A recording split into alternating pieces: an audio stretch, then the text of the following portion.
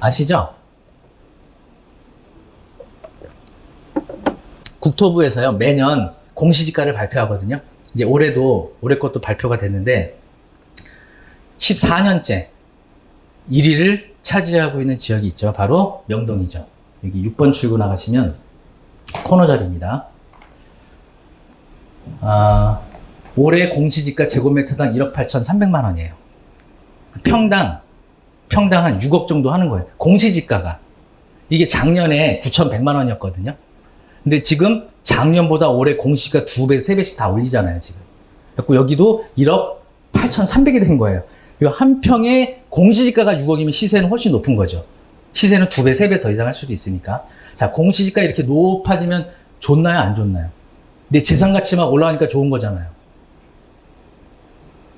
근데 이 개별 공시지가는요, 재산세하고 종부세 기준이 되는 금액이거든요. 세금을 많이 내야 돼요. 그래서 지금 사람들이 반발하고 있죠. 공시지가를 너무 한꺼번에 확 올려버리니까.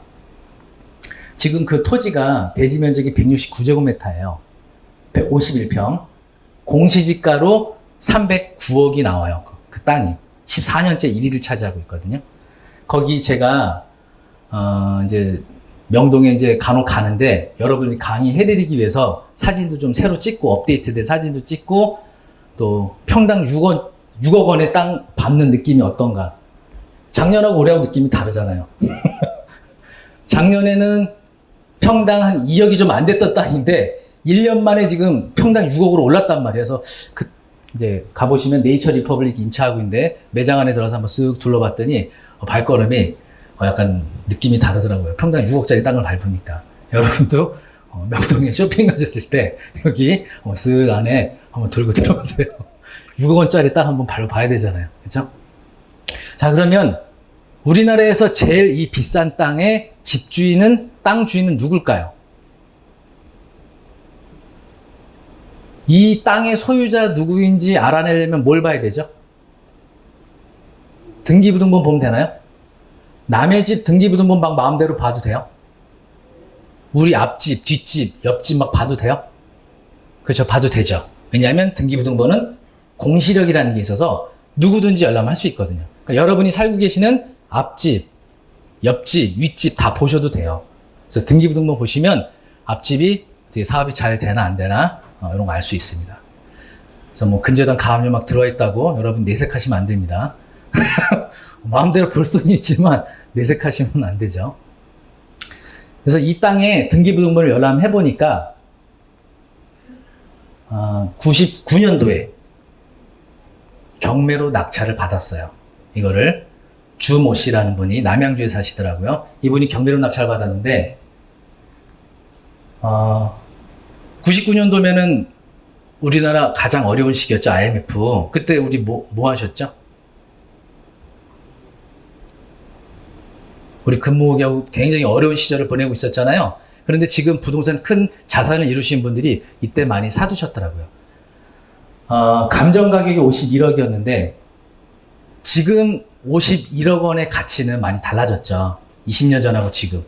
강남의 반포자의 이런 아파트들이 30억에서 50억 정도 하고요. 뭐 한남 뉴타운이나 갤러리아 포레 같은 고급 아파트들은 50억, 80억, 100억 가까이도 합니다. 아파트 가격이. 그런데 우리나라에서 가장 비싼 이 땅이 감정가 51억에 잡혔는데 심지어는 유찰이 됩니다. 아무도 참여를 안 해요.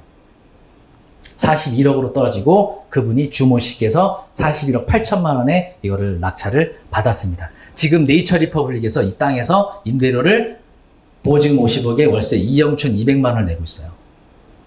여러분 오늘 특강 끝나시고 집에 가셔서 주무시기 전에 천장 보시면서 한 달에 2억 6천만 원 들어오면 뭐 해야 되나 한번 상상해 보시죠. 1년에 들어오는 게 아니고 매달 통장에 2억 6천만 원씩 들어오는 거죠. 이거를 경매로 받으신 거예요, 이분이. 자, 그 다음 사례는요. 제가 이제 실제 그 컨설팅을 해드렸던 물건 하나 있는데 전라남도 강진군의 냉동시설 창고가 경매로 나왔었어요. 이분이 이제 해조 사업을 하시는 분인데 미역, 다시마 이런 걸 채취해서 냉동시설 보관했다가 판매하셔야 되기 때문에 냉동시설이 필요해요. 단순 창고가 아니라. 그래서 이분이 이제 남의 땅에서 공장 지어갖고 임대로다가 이제 쓰고 계셨는데 한 달에 임대료를 1,000만 원 이상 내고 계셨어요. 워낙 넓은 면적을 써야 되다 보니까 시설비는 시설비대로 이제 들어가고 그러던 와중에 자기가 동종 업종에 있는 공장이 이제 경매로 나온 걸 알게 됐죠. 대지 면적 3,677제곱미터, 건물 면적 1,756제곱미터. 감정가가 14억이었어요. 이게 유찰이 됩니다. 서울은 한 번 유찰되면 20%씩 떨어지고요. 경기도하고 지방은 30%씩 떨어지거든요. 그래서 30% 떨어지고 또 떨어집니다. 그래서 감정가에서 반토막까지 떨어져요. 7억까지. 그래서 이거를 7억 5천만 원에 낙찰을 받았던 거예요. 실제 시세도 한 14 가까이 하는 공장을 거의 반값에. 그렇죠? 여러분, 우리 주부님들이 콩나물하고 두부 싸게 사시려고 어떻게 해요? 이마트하고 홈플러스하고 막 발에 땀나게 왔다 갔다 하시면서 가격 비교하시잖아요. 그렇죠? 우리가 그 2,000원, 3,000원 아끼려고. 근데 7억 싸게 사는 방법이 있단 말이에요. 그렇죠? 부동산 경매로 이렇게 할 수가 있었던 거죠. 요거 이제 에피소드 하나는 원래 이제 7억 3천만 원을 썼어요. 이제 경쟁률이 지방 같은 경우, 특히 공장 같은 경우는 많이 안 나오기 때문에 7억 3천 쓰고 이제 법원에 입찰표를 이제 내려가는데 제가 신기가 있어서 그런 게 아니라 오래 하다 보니까 그런 감이 약간 올 때가 있어요. 그러니까 넣으려고 하는데 약간 느낌이 이거 약간 좀 더 써야겠다라는 느낌이 좀 들어가지고 입찰하시는 분에게 잠깐만요 그러면서 입찰표를 붙들었어요. 그래갖고 7억 3천을 7억 5천으로 바꾼 거예요. 좀 더 쓴 거죠. 그냥 느낌에 그냥 그런 느낌이 왔어요. 저도 왠지는 모르겠어요. 근데 나중에 결과 발표하고 나니까 딱 2명이 들어왔는데 2등이 7억 4,500에 들어왔어요. 그래갖고 7억 5천에 정말 아슬아슬하게 제가 누구 걸 보거나 듣거나 이런 게 아니었거든요. 그냥 느낌이 하다 보니까 또 이런 일들이 또 생기기도 하더라고요. 자, 그 다음에 이제 경매의 두 번째 장점인데 대출을 많이 받을 수가 있습니다. 여러분 부동산 투자하시면서 대출을 많이 받는 게 좋은가요? 많이 안 받는 게 좋은가요? 대출 많이 받으면 위험한 거 아니에요? 부동산 투자는요, 레버리지 투자라고 해서 여러분이 100kg 넘는 200kg 되는 물건 못 들어올리잖아요. 지렛대를 이용하면. 훨씬 많은 무게 물체를 들어올릴 수 있잖아요. 여러분이 투자 자금이 1억이 있어요. 그럼 현금 1억 갖고 1억짜리 대출 하나도 없이 투자하는 것과 1억짜리 빌라를 투자하셔야겠죠. 1억 가지고 4억 원의 아파트를 대출 이용해서 산단 말이에요. 그럼 나중에 투자 수익은 어떤 게 더 좋아질까요? 대출을 이용하더라도 더 가격대 높은 걸 투자하는 게 수익률이 좋아진다는 얘기죠. 이거 절대적인 건 아닌데 제가 이제 오랫동안 해오면서 느낀 바는 여러분이 가지고 계신 자금으로 가장 비싸고 좋은 거 하시는 게 좋다는 느낌을 받았어요. 이제 경기도나 지방이나 이제 인천에도 좀 그런 빌라들이 있는데 반지하 같은 경우는요, 유찰이 막 2번씩 돼가지고 5천만 원 미만 빌라들도 꽤 많아요. 물론 이런 거 투자할 때는 내 돈 정말 많이 안 들어가죠. 그런데 수익률로 계산해 보면은 수익으로 봤을 때는 이렇게 많이 남는 게 없어요, 이게. 그래서 작은 거 여러 개보다는 정말 우량한 거, 제일 좋은 거, 대출을 이용해서 투자하시는 게 나중에 수익률에 있어서는 큰 차이를 볼 수가 있거든요. 대출을 얼마나 이용하느냐가 이 부동산 투자의 성패를 가늠하거든요. 그런데 지금 정부에서 파리 대책 이후에 규제 지역 굉장히 심하게 대출 규제하고 있죠. 그러면 경매로 낙찰 받아도 이 대출 규제 동일하게 적용받을까요? 경매로 사면 상관없죠. 라고 생각하시는 분들 많아요. 안 그렇습니다. 매매로 사든 분양으로 사든 경매로 사든 정부에서 지금 규제하고 있는 대출 규제 동일하게 적용을 받고 계세요. 아시겠죠? 그래서 규제 지역 내에서는 주택이 한 채라도 있으시다면 대출이 처분 조건 걸지 않고는 대출이 안 됩니다. 경매도 마찬가지예요. 다만 임대사업자에 등록하시게 되면 LTV 40% 뺄 수 있고 또 매매사업자라는 게 있어요. 생소하시죠? 매매사업자. 모르시는 분들이 많이 계실 텐데 매매사업자를 등록하시게 되면 LTV 80까지 나옵니다. LTV 80에서 반공제라는 걸 해요. 왜냐하면 대출 한도를 너무 많이 빼주면은 나중에 소액 임차인에 대해서 보호하는 장치가 있거든요. 서울의 경우는 3,700만 원이에요.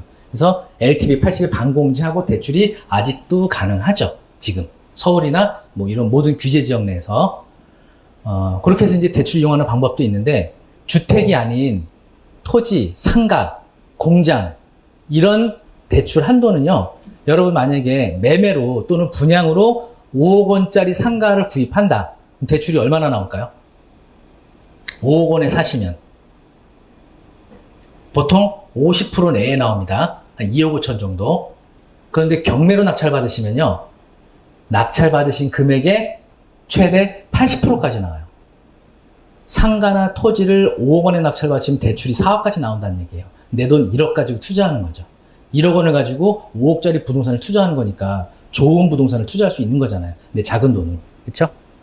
그런데 여기서 주의하셔야 될 거는, 이게 아까 막 100명씩 넘게 나왔던 건물들이 있잖아요. 주택이나 이런 것들이 감정가를 넘어서 낙찰되는 경우와 감정가를 넘기지 않고 감정가 아래에서 낙찰되는 경우 대출 한도가 좀 다르기 때문에 이거 유의하셔야 돼요. 감정가가 5억이었는데 이게 너무 좋은 물건이에요. 그래서 1차 때 들어가고 싶어요. 그래갖고 이거를 6억을 써서 낙찰받으면 감정가보다 1억을 좀 더 썼죠. 그러면 낙찰받은 6억에 80% 나오는 게 아니라 법원 감정가 5억에 70%가 나와요. 감정의 70%. 아시겠죠? 근데 만약에 5억 감정된 게 한번 유찰됩니다. 4억으로. 요거를 4억 5천을 써서 낙찰받으시면 4억 5천에 80%가 나오는 거고. 요거 유의하셔야 돼요. 그렇죠? 그래서 감정가를 넘겨서 낙찰받는 경우와 감정가보다 아래로 낙찰받는 경우 대출한도 다르게 나오니까 예산을 잘 세우셔야 됩니다. 그래서 여러분이 부동산 투자를 이제 많이 하시다 보면은, 이 물건에는 어느 정도 대출이 나오겠다라는 판단이 이제 서실 거고, 만약에 여러분이 잘 모르시겠다. 그럼 주거래은행 가서 물어보시면 거기도 모릅니다. 그럴 때는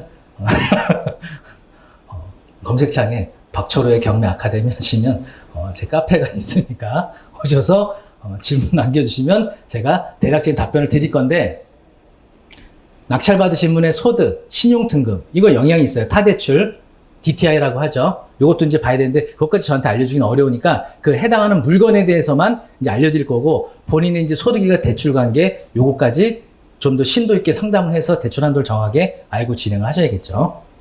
두 번째 장점이었죠. 그다음 이제 세 번째.